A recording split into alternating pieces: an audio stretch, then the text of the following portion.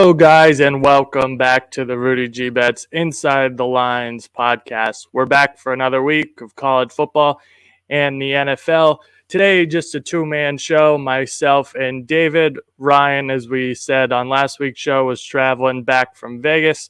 Got in late last night, so we didn't force him to come on today, but we'll share a few of his bets that he left for us. So, Dave, off another best bet winner last week with the Pats.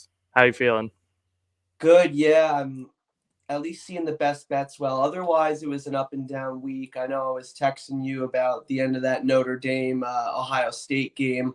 I was, of course, on Notre Dame, and that was a hell of a push when they got to kick that extra point at the end of that game and didn't convert on the Kittle prop, but otherwise, pretty good week. How about yourself? Yeah, college football was good. I feel like college football has been pretty smooth the whole year to start. NFL Sunday was a little tough. The Broncos, yeah, that was not my best play in the world. I thought that they were going to fight for their season, and yeah, they did not. They're in big trouble. My college best bet last week was Charlotte in the first half against Florida. I thought Florida was going to be pretty lethargic, and they got up. They got up early, 16-0, and I was like, "Oh boy, we might be in some trouble." And then they did not score for the rest of the half, and Charlotte fought back nicely and had a nice showing for themselves. So yeah, pretty good. Monday night was good with once they announced Burrow was going to go, I thought another team that was going to kind of fight for their season. First half was a little sluggish for Cincinnati, but the second half, I thought they looked a lot better, kind of found a rhythm. Chase had a huge game. The Eagles, it still seems like they're missing something. I'm not sure. It seems like they just can't put a full fourth quarters together. They got another win, but I don't know. I mean, it just seems like that offense, especially in particular, is not quite there yet. So we'll see. Maybe they could get back on track versus the Commanders this week. But with that, we'll get into college football. So last week, I was all over Oregon. I can't believe I didn't get their team total, considering they literally need 11 points after halftime. So that one was really frustrating that they just stop playing on offense. But they covered that 21-point spread easily. No surprise there. I was kind of just sitting on that, really, really enjoying it until Oregon didn't get their team total. But we'll take the spread on that one. Dave, your USC Trojans get to play Oregon. I'm sorry, Colorado this week. Is there any thoughts you have on that game? Just want to get those quick before we get into it. So I was really impressed with Oregon. I think this is going to be another situation for Colorado where you start playing the big dogs, and it's not as easy as playing, some of the smaller teams that are playing early in the season. The only thing that worries me about USC is I don't know if they are going to have as dominant a defense as Oregon did, but I certainly think it's probably a pretty large number. I didn't take a look at that game because I'm kind of staying away from it, but if I had to make a pick on that game, it would be for USC and Caleb Williams to cover that number. I mean, Colorado's been a nice story. Yeah, it's like 20.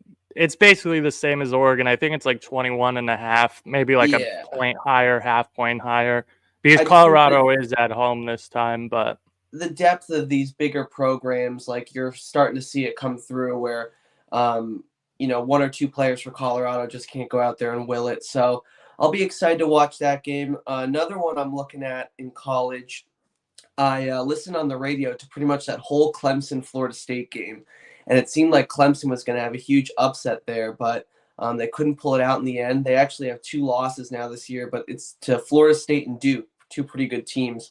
So I'm actually on Clemson -6.5 going to Syracuse this week.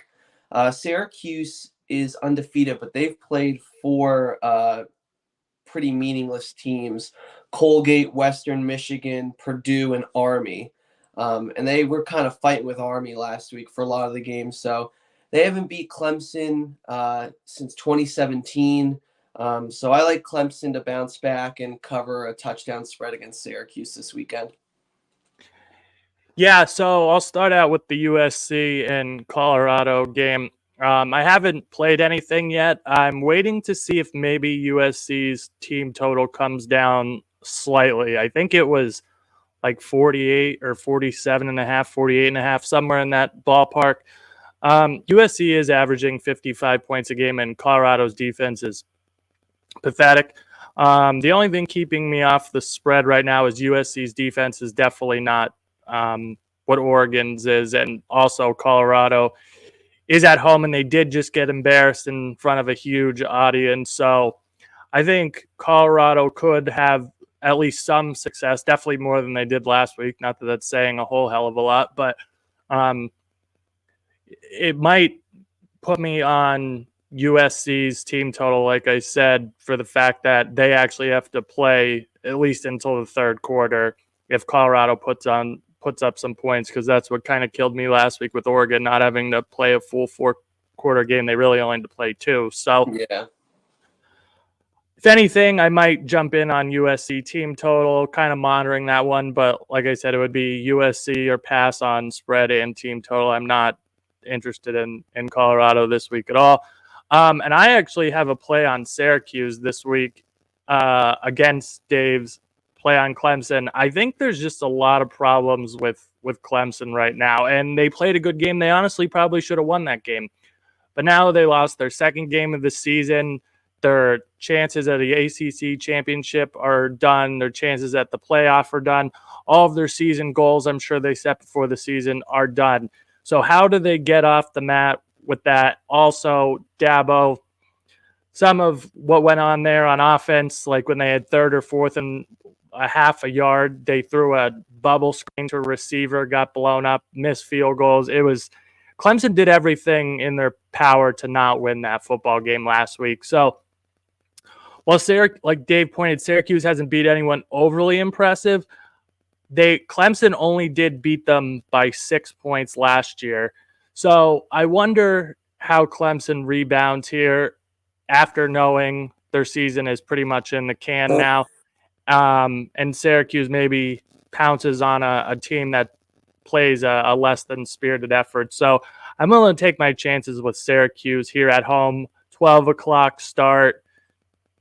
Maybe Clemson isn't all that enthused about that one. Yeah, I can't fault you there for the points you made. I was just overly impressed probably with their effort against Florida State. So that'll be fun that we have a kind of dueling play going against each other. The only other one I have in college football will surround my other team, Penn State. And I'm taking their team total over 36.5. This one's really simple. They're playing Northwestern on the road. Going back to last year, they've been over 30 points their last 11 straight games, and I don't think that's going to stop against Northwestern. So the spread was much too big for my liking, kind of like what you pointed out with Oregon and their team total. I'm kind of worried about Penn State covering a big number because they may not have to play too much of a starter game in the second half. They're going to rotate guys through, but starters or backups, they're going to go over 36.5. So I like their team total over. All right. Dave backing or looking to potentially back both of his college teams this week.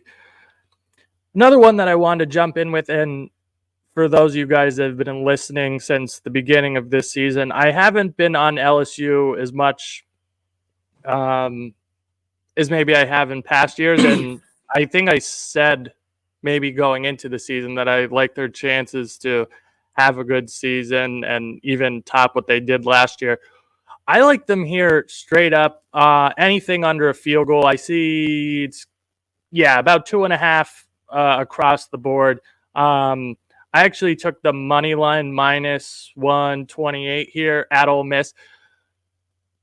And I thought Ole Miss, I was under the impression that Ole Miss was going to be better than they've shown. I know that they only lost one game and their only loss was last week to Alabama, but Ole Miss has just not really been that impressive. They were in a close game to the end with Tulane with their backup quarterback.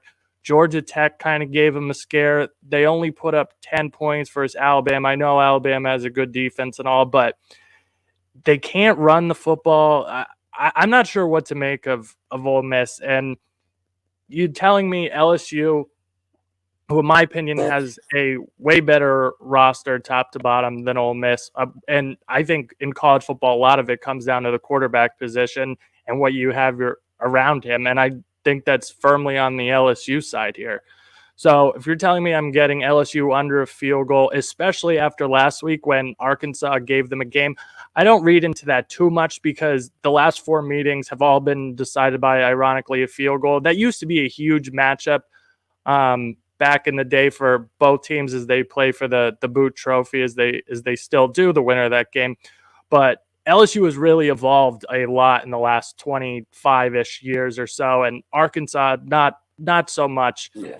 So that game means a lot more to Arkansas than it does to LSU. And like I just said, Arkansas kind of empties the tank for that game, and I think LSU is looking to bigger and better things than just beating Arkansas. So yeah, LSU under a field goal. I took a money line on Sunday or Monday night, but I'm fine with 2.5 too. So I think LSU, honestly, there's a good chance I think LSU rolls them. So give me LSU. I think they come out and they come out firing. Jaden Daniels has been playing great.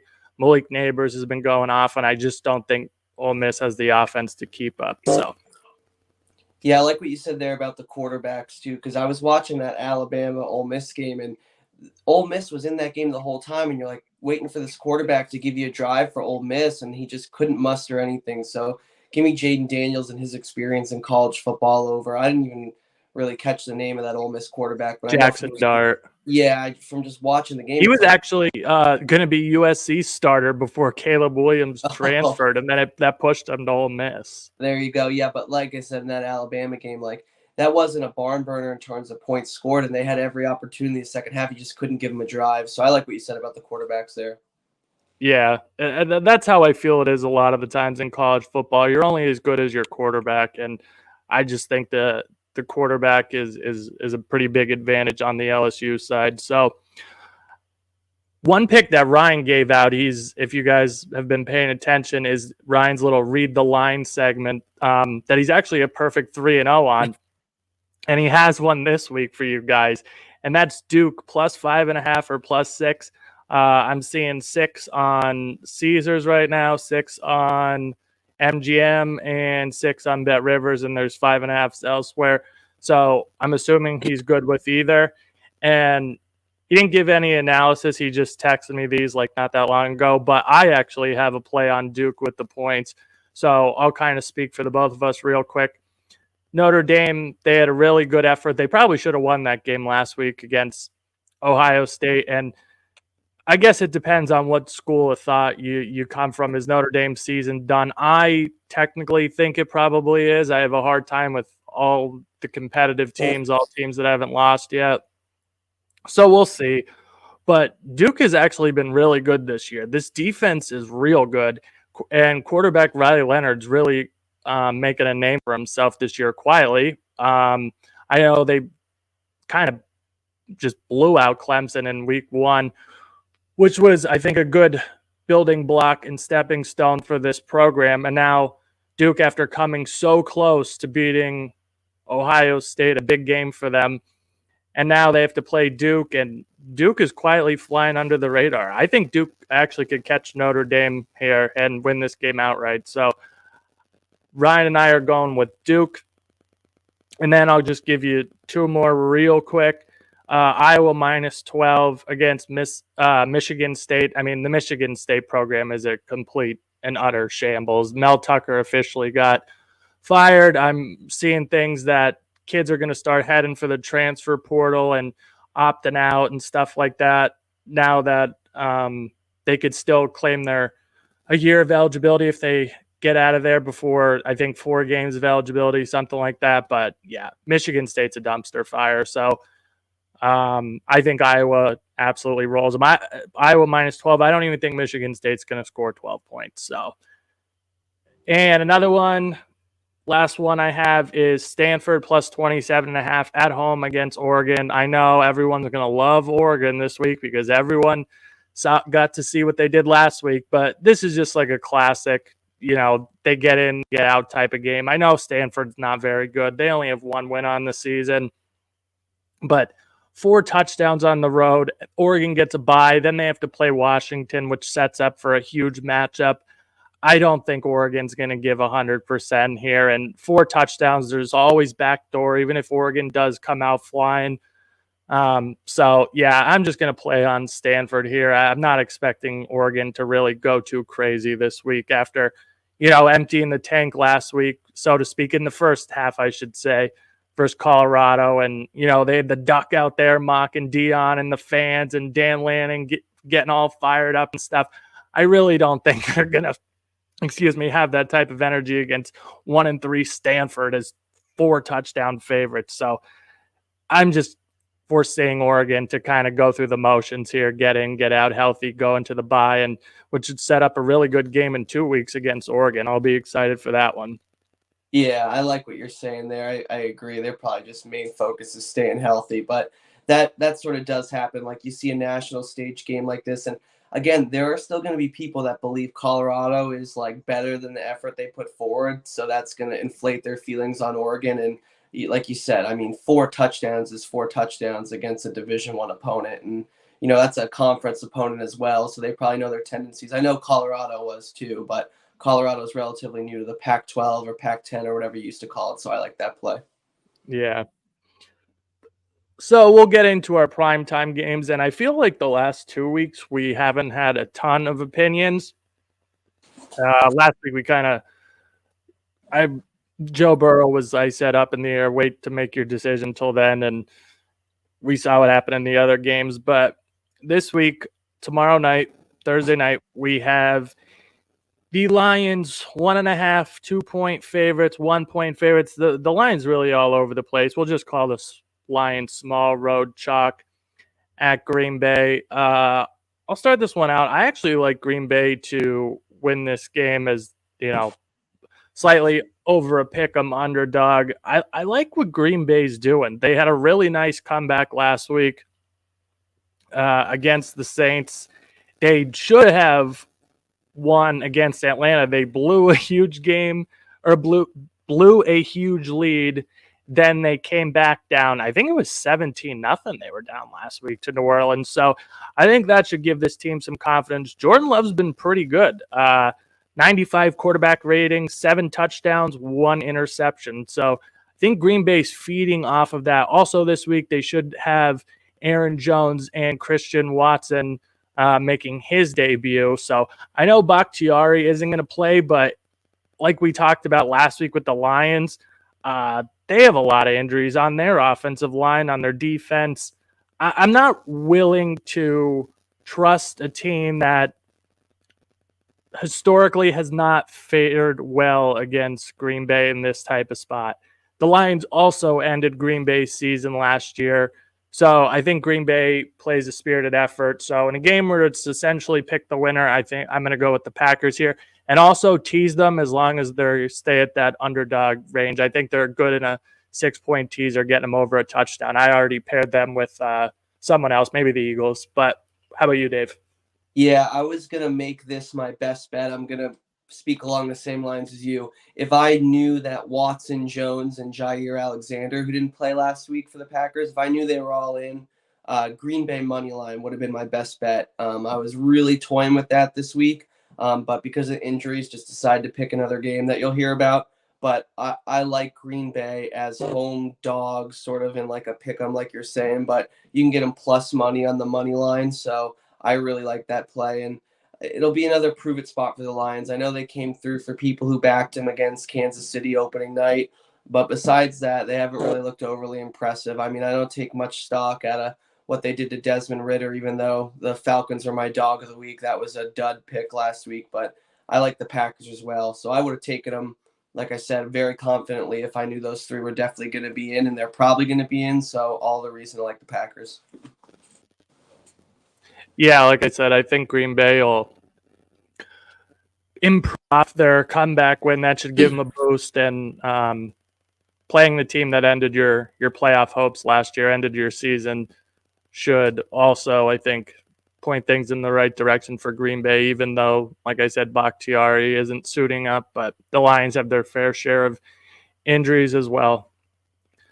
So we'll go to Sunday Night Football, and man, before the season, this was shaping up to be a good one. Now, not so much. We got the Chiefs -9.5 at the Jets.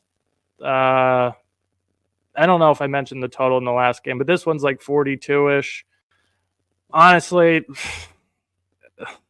what do you even do with this game? I mean, it's hard because the Jets offense cannot muster any points whatsoever. And then you have the Chiefs, who just came off a big blowout against the Bears. I guess Sunday Night Football could potentially give them a little boost to come in and play well, but the Jets have a good defense. I don't know. I don't really want anything to do with this. I would consider maybe like the Jets team total under, although I don't imagine it's going to be that high. So this is likely a stay away. There's nothing I could really do with this one. Yeah, my overall opinion is this is going to be kind of what sets it off for the Jets in terms of they need to make a change at quarterback. You're starting to hear kind of rumors of the locker room and the team being upset with Saleh being like a Wilson apologist. And I think like a prime time game like this, he's going to come in and stink it up, and that's going to force him to make a change. Like you're saying, it's kind of tough. I definitely wouldn't be laying the points with Kansas City at 9.5 just because it's such a big number. Anything could happen, and they're coming off, like you said, another blowout win, so maybe they're sleepwalking. But the only thing I would kind of side eye at is the total. I'm seeing 41.5. I wouldn't mind going under on that just because I don't think the Jets are going to put up 10 points. So then if you get like a 30-10 Chiefs win, you're still hitting that under, and I can see him shutting them out, or this being like a very easy win, but not something I'm overly optimistic to go out and pick or play. But that would be the only thing I looked at. Kind of like to your point about the Jets team total under, maybe take that whole game total under. But it's going to be ugly for the Jets, and they're going to need to make a change.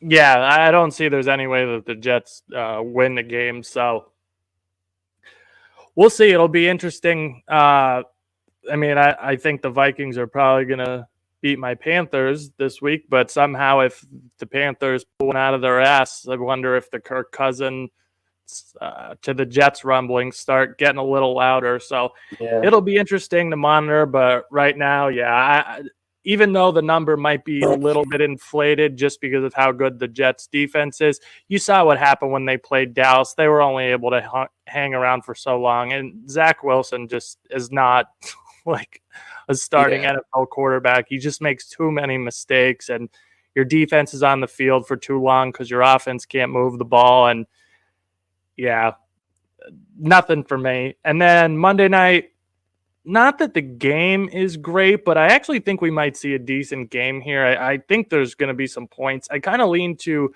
the over 47.5 in this game. And I know the Giants offense hasn't been, amazing, and they don't have Saquon, and Darren Waller suddenly doesn't remember how to play football and all those things. But the Seahawks defense is pretty goddamn horrendous. I mean, Carolina has their injuries on the offensive line. They have some skill guys banged up and stuff. And Andy Dalton played, and they went into Seattle and almost put up 30 points. The Giants at home on Monday night, I feel like this could be a good game for points. Finally in prime time, I feel like we've been getting a lot of unders lately, but I would lean to the Seahawks and the over in this game. This game's like a pick. I'm Seahawks 1-point dog. I'm seeing somewhere pick. So yeah, my leans would be Seahawks and over if I'm playing this game. We'll see whether or not I decide to get involved, but those are the ways I could look right now. Yeah, we can move on quickly because I was looking at this game trying to form an opinion on it one way or another, and I just think it's two teams we need to find out more about. I mean, the Giants haven't looked great, but they played the Cowboys and the 49ers, like two of the best defenses, and the Seahawks have been totally up and down all year. So it'll be an exciting game because I think these two teams, like there's a lot of unknowns with them. We'll find out a lot, but I don't have any opinions on it one way or another in terms of the lines. All right. So now we'll get into the games we actually like for the week. And Dave, I'll start out with you. What do you like them for week 4 in the NFL? So my first one is, I believe it's the London game, Jags and Falcons. It And is. this could be just like go with your gut sort of thing, but I feel like I'm always waking up at 9 a.m. remembering there's a London game and it's halftime and it's like 9-3 every single London, mainly because it involves the Jaguars. But there's always shitty teams playing in these games. I like the under 43 in that game. Like if the Falcons win this game by design, they're going to want to drain the clock and run the ball. And much has been made about how much better Trevor Lawrence was going to be this year. I'm a believer that Jags offense has not looked good, and we're 3 weeks in. So you got both teams traveling overseas. You got kind of a game script from one of the team that wants to bleed the clock. And these London games are pretty much always snooze fest. So I mean, it's not the most in-depth analysis, but I don't hate the under in that 9:15 a.m. game on the East Coast here. Yeah, I don't have much of an opinion on the side. And as far as the total goes, yeah, it would be under pass for me because Desmond Ritter is awful. The Falcons, at least pass blocking, their offensive line has not been good. I mean, the Lions had, let me check real quick, like a lot of sacks, like six maybe. And they were Last, missing a lot of their defensive linemen. Hutchinson was like one of their only starting offensive linemen, and they still murdered that line. So yeah, the Lions had 1, 2, 3, 4, 5. They had 7 sacks last yeah, week. that's crazy. And it's not like the Lions have this ferocious defensive line. I mean, I'm looking at the names here. Aiden Hutchinson's the only guy even recognized that recorded a sack. So the Jaguars definitely have a better front seven than the Lions do, in my opinion. And if they can't run the ball, well, you saw what happened last week. They scored 3 points or whatever. Mm-hmm. So yeah, for those reasons, I would lean to the under in that game too.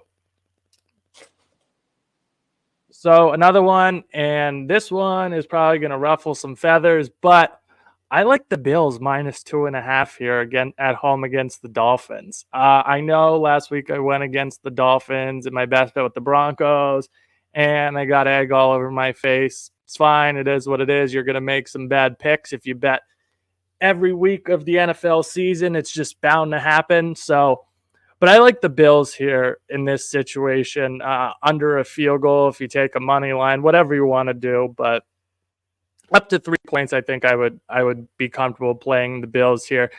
I just think the Bills defense is going to make things not as easy as it looked last week against a Broncos team in the heat. The Dolphins had almost 740 yards or something like that in the heat.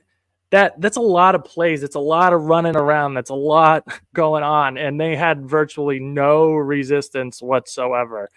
And the Bills put up almost 40 on a Commanders defense that at least has a pretty strong front seven there. So I think the Bills could get this win here, and I think Miami comes back to earth a little bit.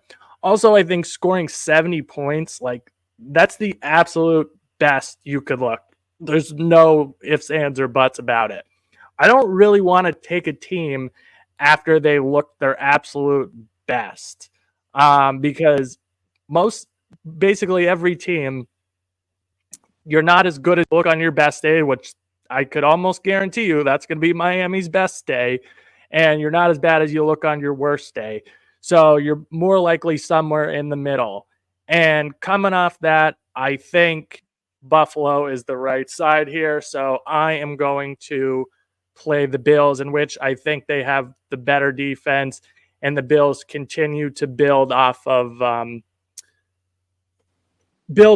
Josh Allen getting a little bit better each week. And I'm not overly impressed with the Dolphins defense. The only offense that was really any formidable was the Chargers in week 1, and the Chargers put up 33, I believe. So give me the Bills here.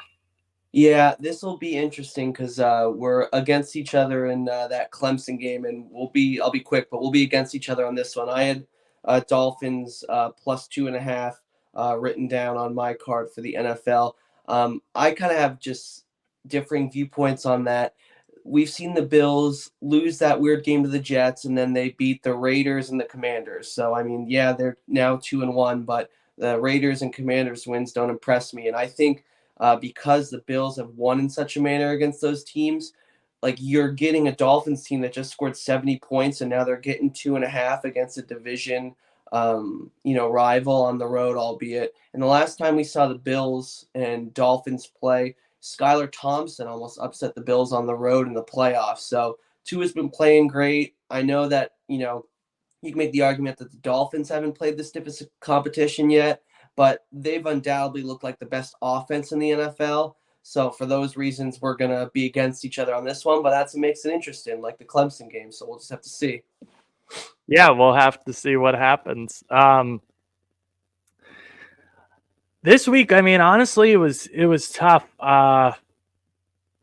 It was tough. There wasn't a ton that I really bet yet. A lot of teams have injury problems already, and haven't even kicked off week 4.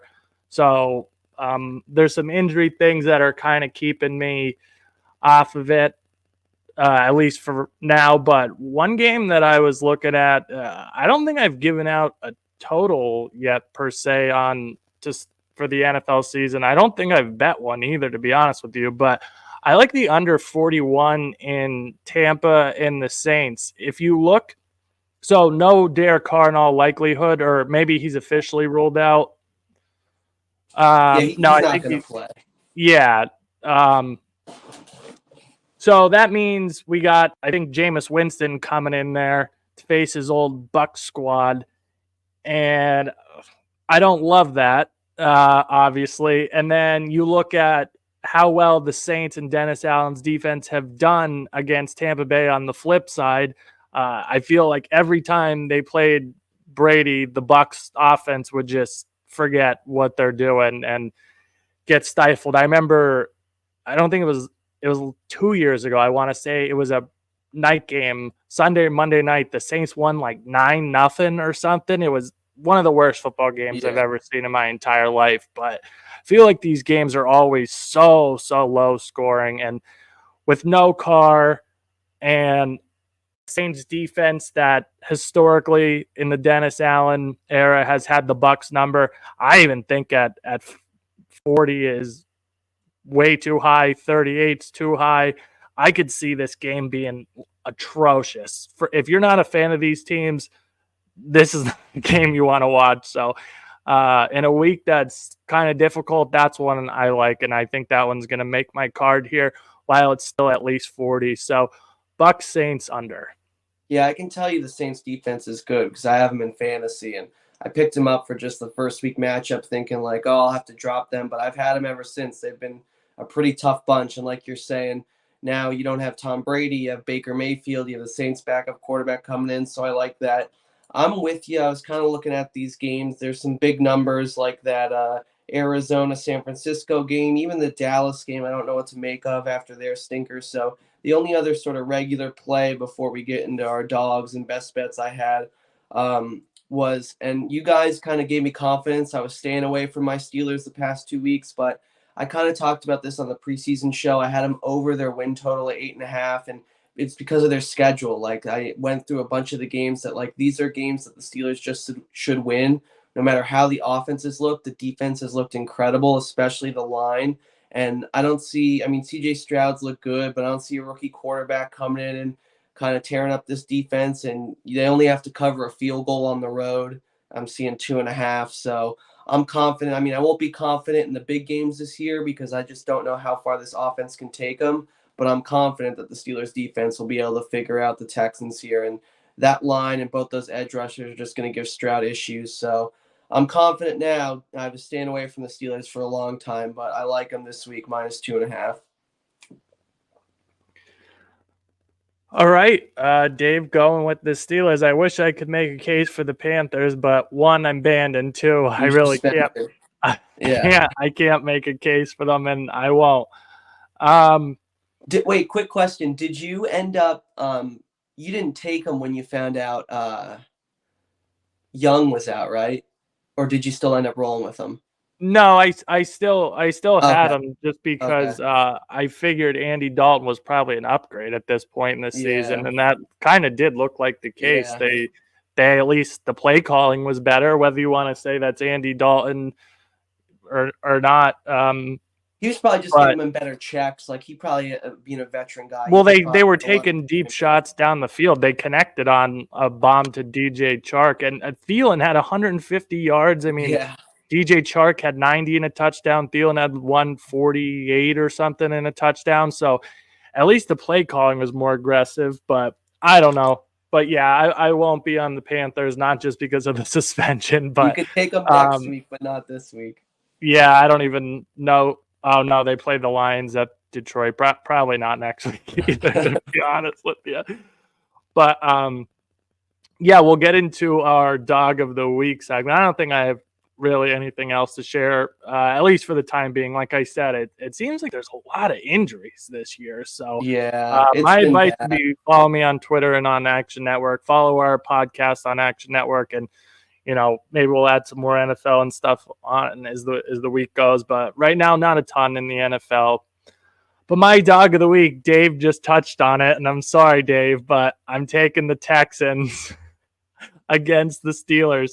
So there's not a lot of teams that fit the 3 or more criteria. There's a lot of close games, and there's a lot of big games, or big spreads, I should say, where I just don't give the dog any chance to win the game outright, and kind of landed on the Texans. And I know they have some offensive line problems, which is a concern, but it's not as concerning for me personally, and here's why. I talked about it, I think, pretty much every week now, but the Action Network luck rankings, they factor in models on outcomes of the games and like what the true score of the game should be. You guys could go check it out and see what you take from it. But the Steelers through 3 weeks are actually the luckiest team in the NFL right now. Against the Browns, the 2 defensive touchdowns. Last week, I'm not sure what Josh McDaniels was doing. I'm not sure what Jimmy G was doing. There was just a lot going on. I don't want to take anything away from the Steelers because their defense has been really good. But on the flip side, it seems like the Texans are building momentum. Like they have not been, I don't think, nearly as bad as people think. They did a really nice job last week as 10-point dogs, beating up on the Jaguars. And, I don't think anyone's been super impressed with them. But at the end of the day, I mean, the Jaguars are just like a lot better football team. They were a 10-point favorite, and Houston slapped them around pretty good there. So the Steelers also have Baltimore next week on deck, a division game after coming from Vegas in prime time. Then they go to Houston, play the lowly Texans. Then they have to play the Ravens. So I think, just like I said last week, that AFC North division games are a big deal. Just like the Ravens got caught looking ahead to the Browns this week. I said that after, and the Colts upset them. So this is a small dog. The line was like 4.5, I think. It's already come down to 3. I'm still okay with 3 here with the Texans, but that's what I'm going to use for my dog of the week. Kenny Pickett. Their offense hasn't been that impressive, in my opinion, and I think the Texans have the ability to win this game. So give me the Texans. Like I said, not a lot of options. I think next week we might start expanding it to a college too, if we prefer a college dog instead of the NFL. So stay tuned because the options were definitely limited this week. Yeah, I'll just build on that point. Again, in the framework of the show, to pick a dog, just take that all with a grain of salt. But I had just a tough time finding an underdog this week, and I landed on the Buccaneers for a lot of the reasons you kind of pointed out. I expect this to be a low-scoring game. The Buccaneers were a 2-0 team, no matter who the teams were coming into that Eagles game. And, the Eagles kind of slapped them around towards the end, but it was fairly competitive for most of that game. And like you said, you got Jameis coming in now, so if he has a propensity to turn the ball over, it was tough sledding trying to pick a team, but if you made me pick one on this week's slate that has the best chance of winning, give me the Buccaneers. For, like I said, we've already touched a lot on that game, but that was kind of the best option out of the bunch. All right. Ryan did not give us a dog of the week. this week. But with that, guys, we'll be right back. Get your show best bets and take off for the week. You have been listening to Season 3 of the Rudy G Bets Inside the Lines podcast. We'll be right back after this with our show best bets.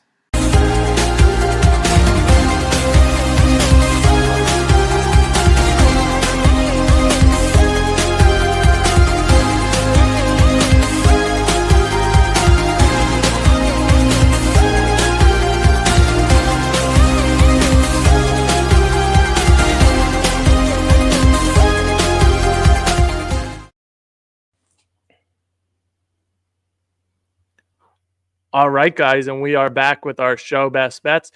Ryan gave me one to share with you guys, and he likes as his NFL best bet of the week, the Jaguars -3 against the Falcons. I'm just going to take a guess and assume that he thinks the Jaguars are going to have a bounce back performance, and he's not very high on Atlanta, which, I mean, I'm not either personally. So kind of buying the Jaguars off a terrible performance. So we'll see what happens, but Ryan likes the Jaguars -3 points in London. All right, Dave, how about you? Looking to go 4-0 to start the season in the NFL best bets. Well, I mean, I feel good about this one, so no reason to lose the faith now. Give me the Cincinnati Bengals -2.5 on the road against Tennessee. I think this is a Cincinnati team that they found a way to win Monday night with Burrow kind of hobbled.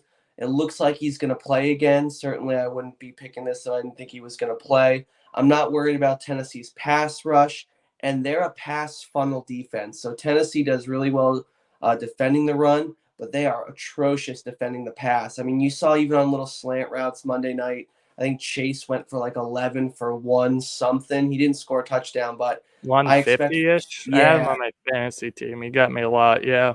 he had a great game. T. Higgins was dealing with cramps, but I just think the pass funnel defense the Titans have works right into what the Bengals want to do.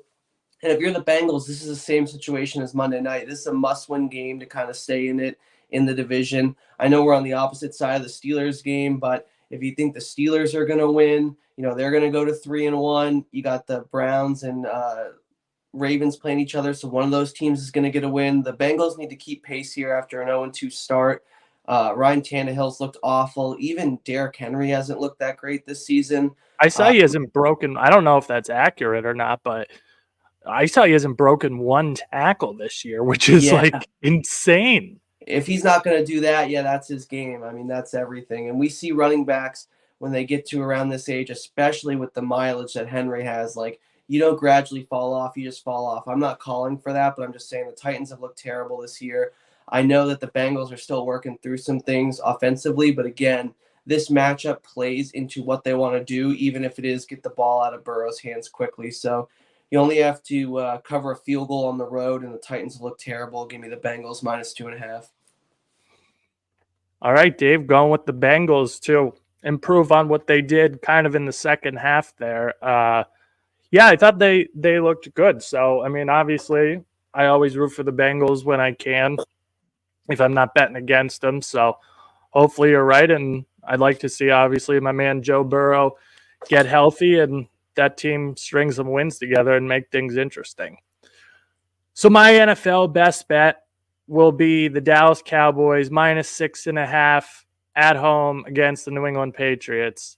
First things first, last week, it is what it is. Dallas kind of does this all the time. It's just not, I don't think they're a mentally disciplined, focused, tough team per se. Don't get me wrong. I didn't bet the Cardinals. I wasn't picking the Cardinals. None of that stuff. It was a shock. But New England does not have a good offense at all.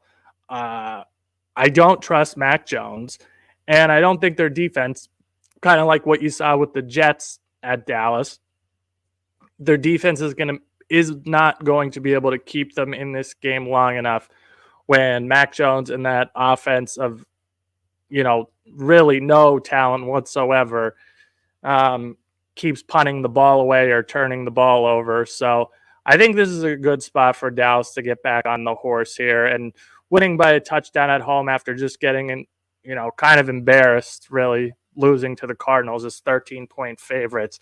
I think this is a really nice spot for Dallas to get back.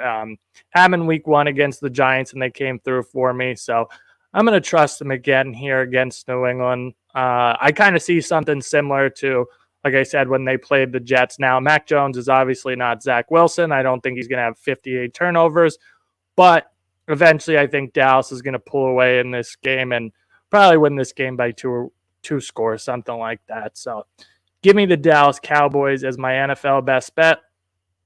And then for college, that's right, I always give you guys a college when I went with NFL first. But college, I like South Alabama +3.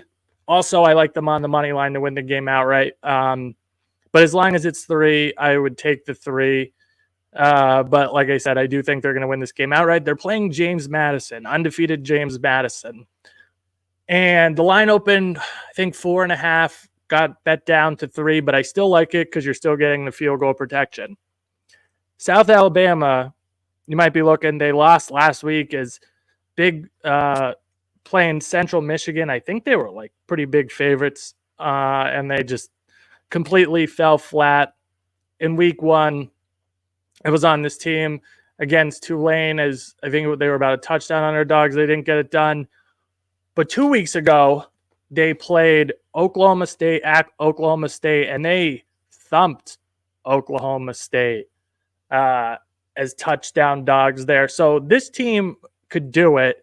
I think they just kind of fell victim to a flat spot here. And James Madison, despite the 4-0 record, they haven't really beaten anyone. And I think there's a reason that this line is only 3 points for a team that's 2-2 and just got upset last week.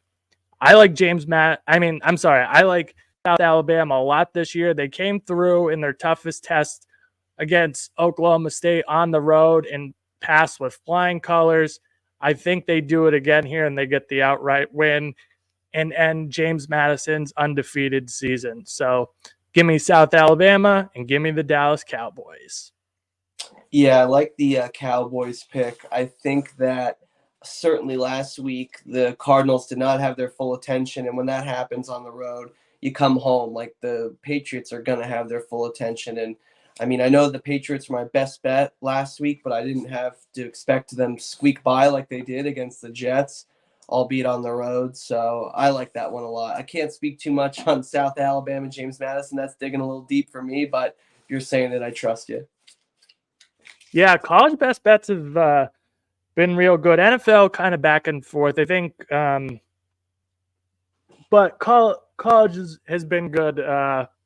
So let's hope we get a better week with NFL, better, and college keep up the success. Dave, you've been doing great with your show best bets, so let's hope that continues. And Ryan with the Jaguars, and also we both agreed with that Duke play. So let's see what happens this week.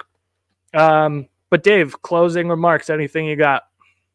Nothing much. Just miss Ryan. You know, he was out in Vegas. Figured he'd come back with all this sharp knowledge, be on the show, lasering off picks, and I don't know. I mean, we'll see him next week, I guess. I'm just busting him, of course, but he's recuperating. We'll miss him, but we'll see him next week. Yeah, not too much for me to say. I wish I had something interesting. Oh, hockey training camp starting soon. That's exciting. Well, it's not starting soon. They're starting, so. Yeah. We'll have more for you there. Yeah, well, hockey will be back before you know it. That'll be fun to incorporate a hockey segment along with our college and NFL. So that'll be coming back. Looking forward to that. Looking at another edition to the show. But with that, guys, just Rudy and David signing off for this week's show. Take care. Good luck with your bets, and we'll see you next week. See you guys.